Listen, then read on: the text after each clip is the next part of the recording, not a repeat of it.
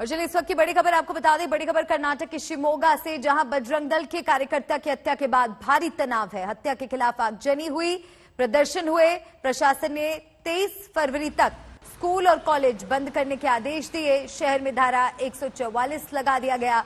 जांच के लिए पुलिस ने टीम बनाई है। अब तक किसी की भी गिरफ्तारी इस मामले में नहीं हुई है। कर्नाटक के गृह मंत्री अरागा ज्ञानेंद्र ने कहा कि इस हत्याकांड को हिजाब विवाद से जोड़ने से इनकार किया। हालांकि पुलिस हिजाब विवाद से लिंक कर भी इस मामले की जांच कर रही है, लेकिन इस हादसे के बाद पूरे इलाके में तनाव है। धारा 144 लागू कर दी जा चुकी है। हालांकि अभी तक कोई गिरफ्तारी इस मामले में नहीं हुई है।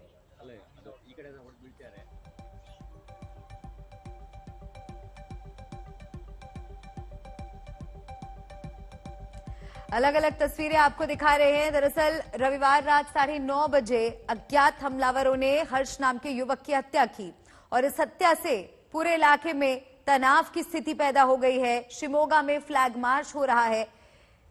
इस इलाके में तनाव फैल गया है। प्रदर्शनकारियों ने आगजनी की और प्रदर्शन पर काबू पाने के लिए पुलिस को लाठीचार्ज करना पड़ा। धारा 144 लगाई गई है। इस पूरे मामले की तफ्तीश हर एंगल से की जा रही है। युवक पर किसने हमला किया, पुलिस इस बात का पता लगा रही है।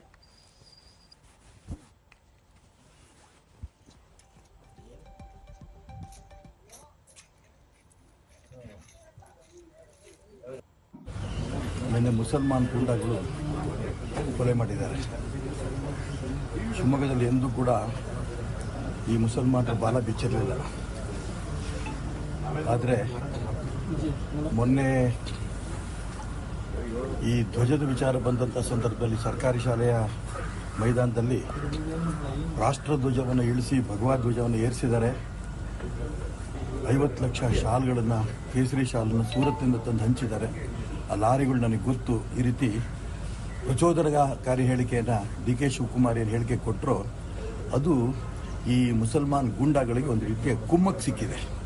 ನಾನು ಇಷ್ಟು ಮಾತ್ರ ಹೇಳಬಲ್ಲೆ, ಈ ರೀತಿ ಗೂಂಡಾಗಿರಿಯನ್ನು ಶಿವಮೊಗ್ಗದಲ್ಲಿ ಯಾವುದೇ ಕಾರಣಕ್ಕೂ ನಾವು ಬಿಡೋದಿಲ್ಲ, ಅದನ್ನು ದಮನ ಮಾಡ್ತೇವೆ। ಯಾವ ಆ ಯುವಕನಿಗೆ ಆ ಕೊಲೆ ಆಗಿದೆ, ಅವ್ರ ಮನೆಯಲ್ಲಿ ಏನೇನು ಸಮಸ್ಯೆಗಳಿದೆ ಅದೆಲ್ಲವನ್ನೂ ಕೂಡ ನಾವೇ। नागार्जुन मेरे सहयोगी मेरे साथ जुड़ गए, उनसे ज्यादा जानकारी के लिए बात करते हैं। नागार्जुन, जिस युवक की हत्या हुई वो किसने की, क्यों की, क्या इन्वेस्टिगेशन में अब तक कुछ साफ हो पाया है? कोई जानकारी जो सामने आई हो? जी नहीं, अभी तक सिर्फ 12 घंटे हुआ है जो इंसिडेंट हत्या होके 9:30 या 9 बजे के आसपास कल रात को एक मर्डर हुआ था शिवमोगा सिटी टाउन के अंदर।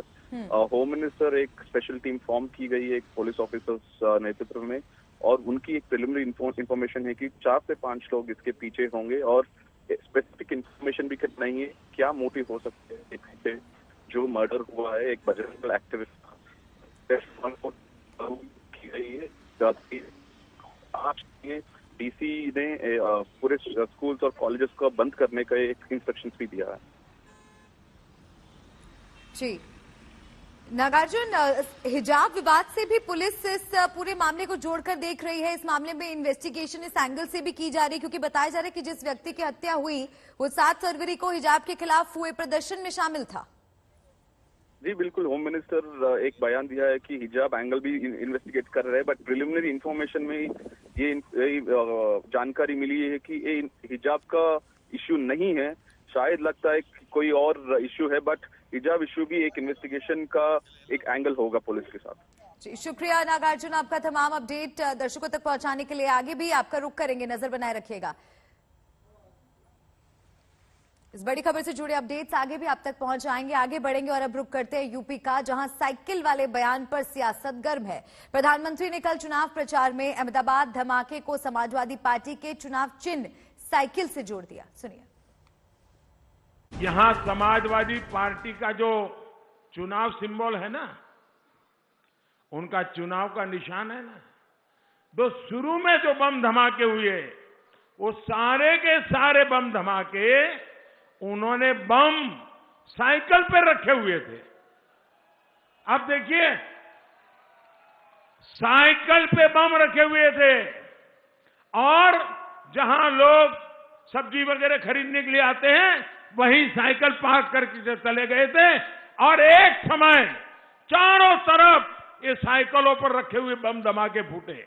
मैं हैरान हूं, ये साइकिल को उन्होंने क्यों पसंद किया। हमें ऐसे लोगों से, ऐसे राजनीतिक दलों से हमेशा सतर्क रहना है। ये लोग कुर्सी के लिए, अपने स्वार्थ के लिए देश को भी दांव पर लगा देते हैं, देश के सुरक्षा से भी खिलवाड़ कर देते हैं। हमें ऐसे लोगों से, ऐसे राजनीतिक दलों से हमेशा सतर्क रहना है। ये लोग कुर्सी के लिए, अपने स्वार्थ के लिए देश को भी दांव पर लगा देते हैं, देश के सुरक्षा से भी खिलवाड़ कर देते हैं। अखिलेश यादव ने पीएम के साइकिल वाले बयान को देश का अपमान बताया। उन्होंने साइकिल को खेत, किसान, बेटी, स्कूल, आम जनता और महंगाई से जोड़ दिया। तो ट्वीट कर पीएम मोदी के बयान पर पलटवार किया है अखिलेश यादव ने। महंगाई का उस पर असर नहीं, वो सरपट दौड़ती है हमारी साइकिल। आम जनता और महंगाई से पीएम मोदी के इस आरोप को अखिलेश यादव ने जोड़ा। साइकिल का अपमान पूरे देश का अपमान है, ये ट्वीट किया। मोदी ने क्या कुछ कहा वो भी आपको दिखा रहे हैं। अहमदाबाद में आतंकियों ने साइकिल पर बम रखे हुए थे। जहां लोग सब्जी लेने आते हैं वहीं साइकिल पार्क कर चले गए थे।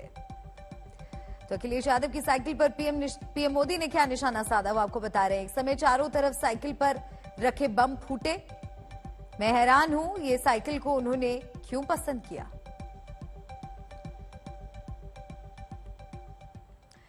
तो यूपी की लड़ाई अब आतंकवाद पर गर्मा गई है। अहमदाबाद धमाके के फैसले के बाद बीजेपी ने आतंक का लिंक सीधे सीधे समाजवादी पार्टी से जोड़ दिया। उनकी संवेदना पेशेवर अपराधी, माफिया और आतंकवादियों की प्रति है। अहमदाबाद न्यायालय ने 38 आतंकवादियों को फांसी की सजा दी है। इनमें से एक आतंकवादी का पिता वो बकायदा समाजवादी पार्टी का पदाधिकारी है, समाजवादी पार्टी का प्रचार कर रहा है। मैं पूछना चाहता हूं अखिलेश यादव से, मैं पूछना चाहता हूं 2008 की इस घटना पर अब तक अखिलेश यादव ने अपना स्पष्टीकरण क्यों नहीं दिया। इन आतंकवादियों के प्रति उनकी सहानुभूति और संवेदना क्यों है? क्या ये राष्ट्रीय सुरक्षा, राष्ट्र की सुरक्षा के साथ खिलवाड़ करने जैसा नहीं है? इनके पास मुद्दे खत्म हो गए हैं, इसीलिए आतंकवाद, इसीलिए भाईचारे पर चोट पहुंचाने का काम, इसीलिए ये जानबूझ करके बहस को दूसरी दिशा में लेना चाहते हैं। जो बुनियादी मुद्दे हैं, गरीबी, महंगाई, बेरोजगारी, किसान की तबाही, मजदूर के पास काम नहीं, इन बातों पे ये बहस नहीं करना चाहते। योगी ही नहीं, केंद्रीय मंत्री अनुराग ठाकुर ने भी समाजवादी पार्टी पर आतंकवाद से प्रहार किया। तो अखिलेश ने भटकाने वाली साजिश बता दिया। मैंने कल भी कहा था, अहमदाबाद बम धमाकों के तार सीधे तौर पर समाजवादी पार्टी से जुड़े हैं। अखिलेश यादव जी अब तक मौन हैं, चुप्पी साधे हुए हैं। कारण क्या है? आतंकी का अब्बूजान, समाजवादियों का भाईजान, इसलिए बंद है जुबान। अखिलेश जी की बंद है जुबान। जिस तरह के स्कूल से मैं पढ़ा हूं, उसी तरह के स्कूल से वो पढ़े हैं।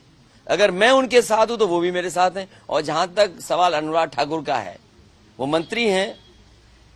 जिस समय की घटना हुई होगी ब्लास्ट, उसी के आसपास हमें और वो सब लोग एक गाड़ी में बैठ करके डिफेंस की ऑफिस में गए थे। वहां पर टेरिटोरियल आर्मी की कोई बहुत ट्रेनिंग थी। अगर मैं आतंकवादी हूं तो वो भी आतंकवादी होंगे। तो आरोपों प्रत्यारोपों का सिलसिला लगातार जारी है। जबकि यूपी में आधी लड़ाई खत्म हो गई है, अब आधी बाकी है, लेकिन जीत के अपने अपने दावे भी शुरू हो गए हैं। कि बाबा बुलडोजर की भाषा बदल गई है। जब से उन्हें हार का डर सताने लगा है, पहले दूसरे चरण में हार हुई है, तीसरे में भी। इस बार जनता ये डबल इंजन झूठ बोलने वालों की पटरी उखाड़ने का काम करेगी। ये भारतीय जनता पार्टी हो गई है, अब भारतीय जनता पार्टी नहीं है, ये भारतीय जनता पार्टी हो गई है। 80% सीटें जीतकर भारतीय जनता पार्टी प्रचंड बहुमत की सरकार बना रही है। 3 चरणों के चुनाव संपन्न हो गए हैं। जो रुझान आए हैं, जनता का जो प्रचंड समर्थन भारतीय जनता पार्टी को प्राप्त हो रहा है, ये उसका प्रमाण है। आज इस रोड शो में आप देख रहे होंगे, सबका साथ सबके विकास के साथ, ये जन विश्वास का प्रतीक है। यूपी में चौथे दौर के लिए प्रचार का आज आखिरी दिन है। सभी दिग्गजों ने पूरी ताकत झोंक दी है। आज अमित शाह, सीएम योगी से लेकर अखिलेश और प्रियंका गांधी तक मैराथन रैली कर रहे हैं। यूपी में चौथे दौर के लिए 23 फरवरी को 59 सीटों पर मतदान है। तो अब चौथे दौर के लिए तमाम दिग्गज, सभी राजनीतिक पार्टियां पूरा जोर लगा रही हैं और आज अलग अलग हिस्सों में दिग्गजों का चुनावी प्रचार होने जा रहा है।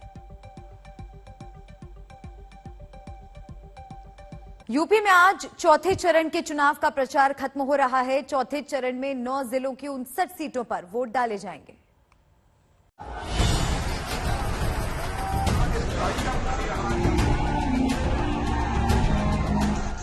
यूपी में चुनाव के 3 चरण बीत गए। अब बारी चौथे दौर की है। चौथे दौर का चुनाव प्रचार चरम पर पहुंच चुका है। आज चौथे चरण के प्रचार का आखिरी दिन है। यूपी में चौथे दौर के चुनावी संग्राम का मुख्य केंद्र नवाबों का शहर और यूपी की सत्ता का सेंटर लखनऊ है। लखनऊ की 9 सीटों पर बुधवार को वोट पड़ेंगे। लखनऊ में इस बार बीजेपी और एसपी दोनों के लिए साख की लड़ाई है। कल सीएम योगी और एसपी सुप्रीमो अखिलेश यादव दोनों ने रोड शो से लखनऊ में शक्ति प्रदर्शन किया, तो रक्षा मंत्री राजनाथ सिंह भी रैली के लिए लखनऊ के बख्शी के तालाब इलाके में मौजूद थे। जब से उन्हें हार का डर सताने लगा है, पहले दूसरे चरण में हार हुई है, तीसरे में भी, इस बार जनता ये डबल इंजन झूठ बोलने वालों की पटरी उखाड़ने का काम करेगी। ये भारतीय जनता पार्टी हो गई है, अब भारतीय जनता पार्टी नहीं है, ये भारतीय जनता पार्टी हो गई है। हमारी बाउंड्री और उनकी बाउंड्री एक है। अगर वो हमें देख ले रहे हैं कि हम 12 बजे सो के उठते हैं, तो हम भी नजर रख करके देख रहे हैं कि समय समय पर वहां से धुआं उठता है।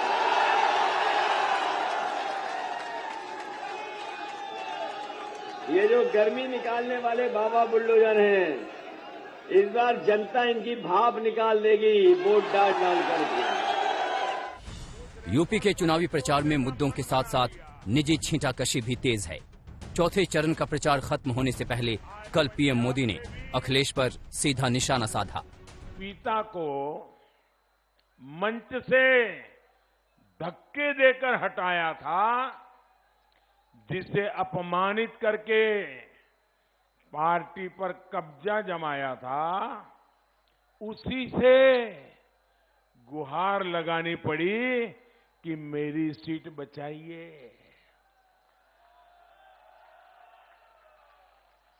जब मुख्यमंत्री पद का उम्मीदवार ही अपनी ही सीट पर असुरक्षित हो, तो हवा के रुख का पता आसानी से लगाया जा सकता है। इस चुनाव पर अखिलेश व्यक्तिगत निशाने के खासा शिकार हो रहे हैं। रामपुर कारखाना विधानसभा क्षेत्र की रैली में एमपी के सीएम शिवराज सिंह चौहान ने अखिलेश को औरंगजेब तक कह डाला।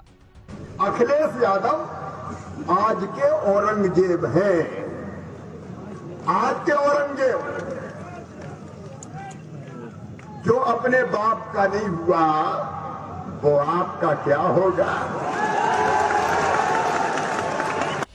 निजी हमला तेज है तो मुद्दों की भी बातें हो रही हैं। रक्षा मंत्री राजनाथ सिंह अपनी रैलियों में राष्ट्रीय सुरक्षा और देश के शौर्य पर ज्यादा फोकस कर रहे हैं। कि भारत को जो आंख दिखाने की कोई कोशिश करेगा, तो भारत के अंदर वह ताकत है कि हम बाउंड्री के इस पार भी मार सकते हैं और जरूरत हुई तो बाउंड्री के उस पार भी जाकर मार सकते हैं। यह भारत के अंदर ताकत है। समाजवादी पार्टी, बहुजन समाज पार्टी, कांग्रेस के लोगों को बात समझ में नहीं आती है, नहीं आती है। राहुल जी तो हमारे सेना के जवानों के शौर्य, पराक्रम और साहस पर सवाल या निशान लगा देते हैं। लखनऊ राजनाथ सिंह का संसदीय क्षेत्र है, लिहाजा चौथे चरण का चुनाव उनकी सियासी साख से भी जुड़ा हुआ है। चौथे चरण में जिन सीटों पर वोट डाले जाएंगे उनमें रायबरेली और उन्नाव जिले की सीट भी है। कल दोनों जगहों पर कांग्रेस की प्रियंका गांधी ने रोड शो और रैली की।